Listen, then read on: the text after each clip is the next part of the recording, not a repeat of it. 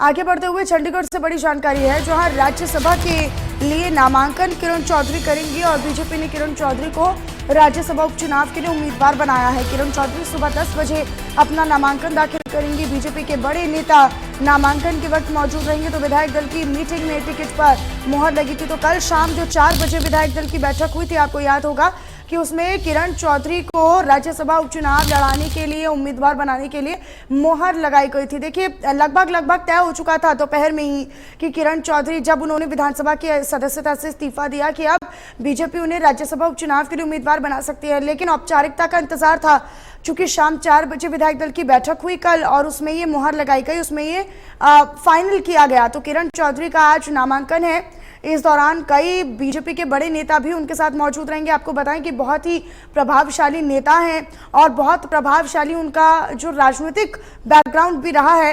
लिहाजा कांग्रेस में एक लंबे अरसे तक अपनी सेवाएं देने के बाद, अपनी जिम्मेदारियां निभाने के बाद वो बीजेपी में शामिल हुए हैं। तो देखिए, किरण चौधरी को लेकर, क्योंकि आज उनका नामांकन होगा, साहिल रुकाया मेरे सहयोगी मेरे साथ जुड़े हुए हैं। साहिल, आप तक क्या जानकारी है?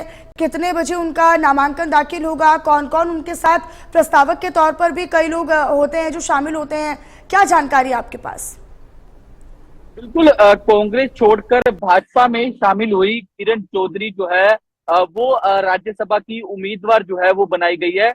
कल देर शाम जो है बीजेपी विधायक दल की बैठक हुई थी। बैठक में जो है डिसाइड किया गया और मोहर लगाई गई कि जो राज्यसभा सीट जो खाली हुई है दीपेंद्र सिंह हुड्डा के छोड़ने के बाद, उस पर जो है बीजेपी की ओर से किरण चौधरी को उम्मीदवार बनाया गया। आज 10 बजे किरण चौधरी जो है अपना नॉमिनेशन फाइल करेगी। इस दौरान तमाम बीजेपी के विधायक जो है वो मौजूद रहेंगे। तो आपको बता दें कि जिस तरीके से लोकसभा चुनाव में उनकी बेटी का टिकट जिस तरीके से कांग्रेस की ओर से काट दिया गया था, उसको लेकर लगातार जो है किरण चौधरी में नाराजगी जो है वो देखने को मिल रही थी और किरण चौधरी और उनकी बेटी ने भाजपा ज्वाइन कर लिया था। और उसके बाद लगातार खबरें इस तरीके से निकलकर सामने आ रही थी कि बीजेपी जो है वो किरण चौधरी को राज्यसभा का उम्मीदवार बना सकती है। तो फाइनली कल मोहर जो है इस पर लग चुकी है और इंडिया न्यूज भी लगातार यही बता रहा था कि बीजेपी जो है वो किरण, और मैं आपको बता दूं कि 20 साल बाद जो है किरण चौधरी का कहीं ना कहीं सपना जो है ये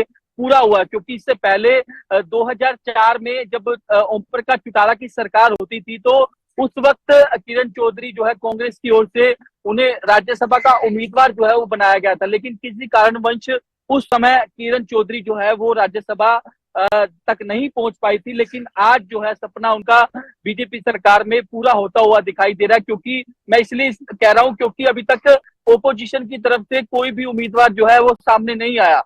ऐसे में आज नामांकन की आखिरी तिथि है। अगर किरण चौधरी की ओर से नॉमिनेशन फाइल कर दिया जाता है और ओपोजिशन की तरफ से कोई भी कैंडिडेट सामने नहीं आता, तो लगभग किरण चौधरी का राज्यसभा पहुंचना बिल्कुल तय जो है वो माना जाएगा। क्योंकि निर्विरोध वो चुनी जा सकती है, क्योंकि अभी तक वो इतना ओपोजिशन मजबूत का है कि लिहाजा राज्यसभा में भेजा जाना कहीं ना कहीं बीजेपी के लिए फायदे का सौदा रहेगा। अपनी नजर आप साहिल इस पर बनाकर रखिएगा। शुक्रिया आपका, जानकारी आपने साझा की उसके लिए।